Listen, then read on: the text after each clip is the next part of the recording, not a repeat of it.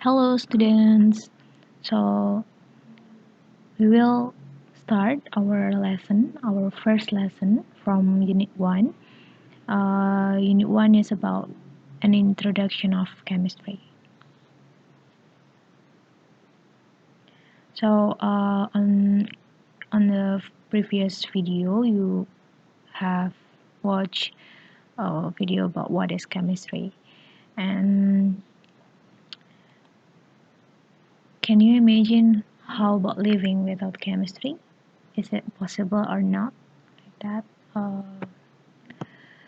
So, chemistry is defined as a natural science that studies of the composition, structure, and properties of matter, as well as the change it undergoes and the energy accompanying the process. Jadi, kalau chemistry ini belajarnya tentang meter gitu. Jadi, ada komposisi, structure, and properties of matter. And then, the new universe and its content, which comprises of water, land, air, and living organisms, are composed of matter. Jadi segala hal yang ada di dunia ini, dari mulai air, daratan, udara, makhluk hidup, itu semua sebenarnya terdiri dari materi. Gitu, dan chemistry ini mempelajari ini. Jadi kesimpulannya adalah kita nggak akan bisa hidup tanpa chemistry gitu ya, karena apapun itu pasti kaitannya sama kimia. Jadi kayak di sini penting banget kita belajar tentang apa itu kimia untuk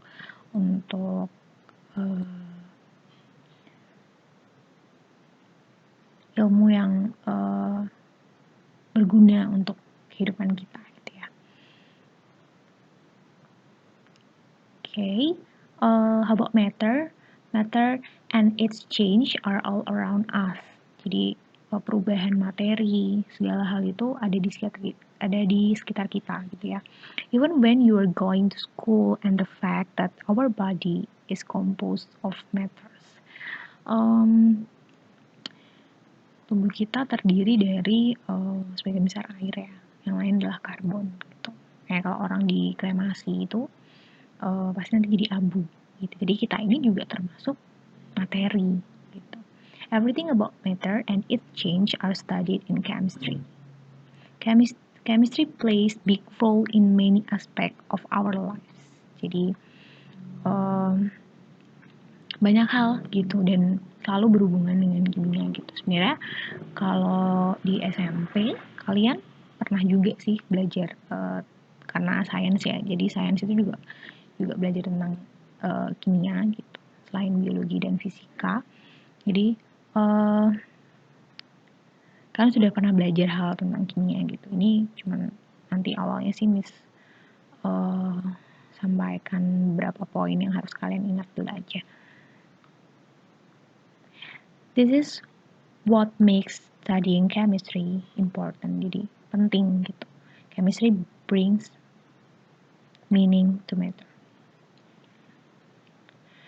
Nah, ini pertanyaannya kenapa kimia itu penting gitu? Why chemistry is important? Misalkan kasih beberapa contoh beberapa aspek yang ada di kehidupan kita yang ternyata itu memerlukan chemistry gitu. First is medical, jadi di bidang kedokteran, terus biology, di bidang biologi, farmasi, seni, pertanian, dan kriminologi. Jadi sebenarnya masih banyak lagi sini, contoh hanya 6 aja. Jadi dari kedokteran, biologi, farmasi, seni pun ternyata butuh kimia. Gitu. Kita penasarannya apa hubungannya seni sama kimia. Agriculture itu pertanian, and kriminologi. First, medical itu kenapa butuh kimia? Karena dia kan nanti kan kalau dokter itu mendiagnosa penyakit, diagnose disease. Terus kalau farmasi itu hubungannya nanti sama kedokteran juga, yaitu mempelajari tentang obat, study medicine, obat apa yang cocok digunakan untuk misalnya meredakan sakit ini dan sebagainya. Itu Dan dosisnya, untuk dosis itu juga pakai perhitungan kimia gitu. Untuk bikin obat juga pakai perhitungan kimia. Terus ada lagi agriculture atau pertanian, itu untuk bikin pupuk. Ya, kita tahu ya kalau pupuk itu digunakan para petani untuk memaksimalkan hasil pertaniannya, gitu kan. Nah, pakai pupuk ini. Nah, pupuk ini sendiri dia mengandung zat-zat kimia dan proses pembuatannya itu pabrik itu ya itu dipelajari di ilmu kimia. Yang keempat ada biology, itu fungsinya untuk mempelajari virus, karakteristiknya kayak mana, kayak gimana gitu ya. Terus kimianya tuh bagian nemuin vaksinnya gitu. Misalnya virus ini lemah sama zat ini gitu. Nah itu bisa tuh jadi vaksin yang ternyata misalnya di tubuh manusia tuh nggak berbahaya, tapi dia itu bisa melemahkan virus itu. Nah, itu digunakan sebagai vaksin kayak gitu. Atau vaksin itu ya biasanya diekstrakkan dari dari virusnya gitu, atau hal-hal yang menyangkut penyembuhan gitu. Nah ini tadi art itu kenapa dihubungin dengan chemistry. Ternyata art itu kalau kita tahu seni ya itu kan ada cat itu paint itu ada watery paint, jadi yang base-nya water, air, ada yang oil gitu, cat minyak kayak gitu. Dan itu tuh sebenarnya namanya kan sol ya, sol kalau chemistry. Itu dipelajari juga di chemistry. Jadi itu melarutkan zat padat ke dalam zat cair. Gitu. Yang terakhir ada kriminologi. Ini bisa untuk chemistry itu bisa mengetahui kandungan narkoba dalam urin seseorang. Kayak ini tulis NAPSA test. Terus ada lagi criminal investigation. Jadi kalau penjahat itu pasti yang nggak terencana ya. Itu biasanya mereka akan meninggalkan sidik jari. Sidik jari inilah yang digunakan para polisi untuk menangkap akhirnya pelaku gitu. Karena sidik jari setiap orang itu kan berbeda-beda.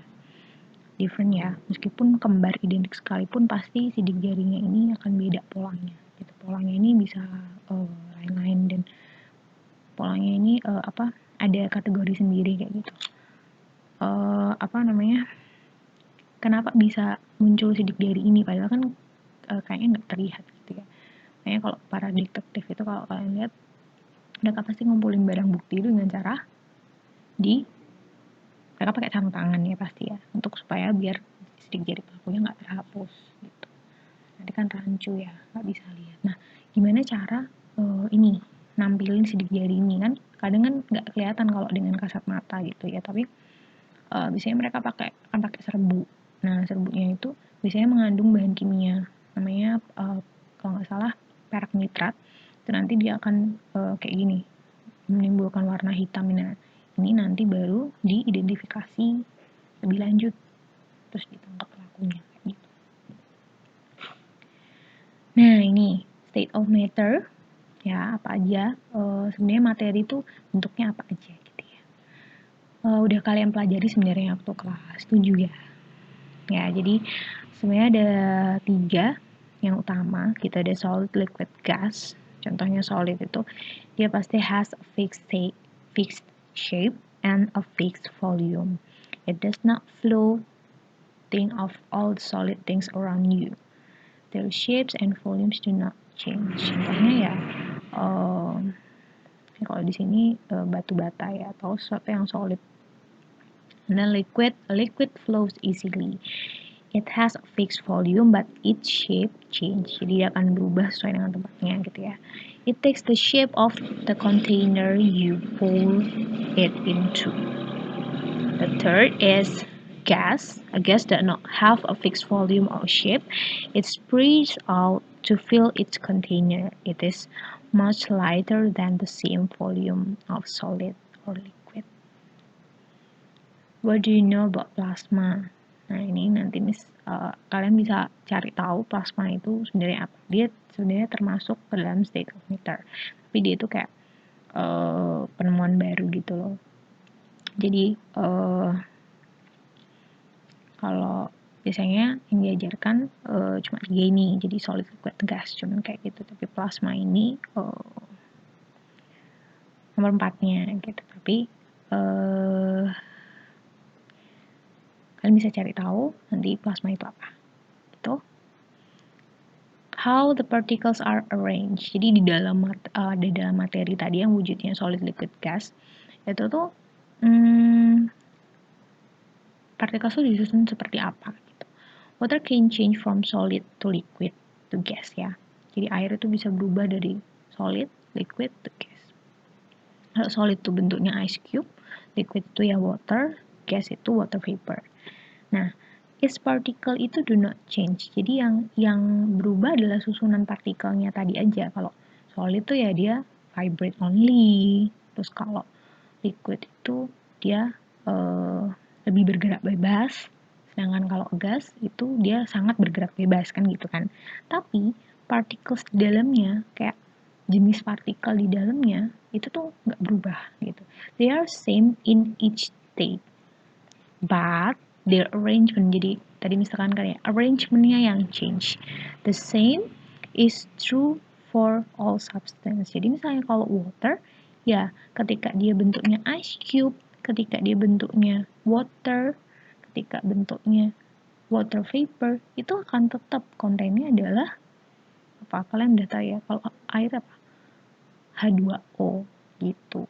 Jadi yes, ya partikelnya partikel hidrogen dan oksigen gitu, nggak akan berubah jadi nitrogen gitu, nggak akan gitu. Tapi yang berubah adalah arrangement only. Nah ini contohnya ya. Kalau ini misalnya gambar ice cube, ini kalau particlesnya digambar kayak gini. Jadi dia itu sebenarnya bukan nggak bergerak. Kalau di solid itu dia istilahnya vibrate. The particles in a solid are arranged in a fixed pattern or lattice. Strong force hold them together. Makanya kalau solid itu dia nggak akan berubah bentuk gitu. So they cannot leave their positions. The only movement they make are tiny vibrations to and fro. The second, in liquid ada air ya. The particles in liquid can move. Ini kan lebih bebas ya. Dia nggak closely packed together kayak yang di sini. About slide past each other. They are still close together but not in a lattice. The force that holds them together are weaker than in a solid. Terus yang ini ada gas. The particle in a gas are far apart, jadi jauh-jauhan ya. And they move about very quickly. There are almost no forces holding them together. Jadi mereka bisa bergerak bebas. They collide with each other and bounce off in all direction. Nih, makanya kadang kenapa bisa cium aroma? Kenapa kita bisa mencium aroma padahal sumber aromanya itu nggak ada di dekat kita gitu, maksudnya bukan benar-benar di dekat kita gitu. Jadi misalnya jarak 2 meter, 1 meter kayak gitu. Ya itu karena proses diffusion tadi. Jadi karena ini bisa bergerak bebas, partikel gasnya, nah itulah yang membawa gitu. Jadi kita bisa mencium. Okay, that's all for today. Thank you for watching this video.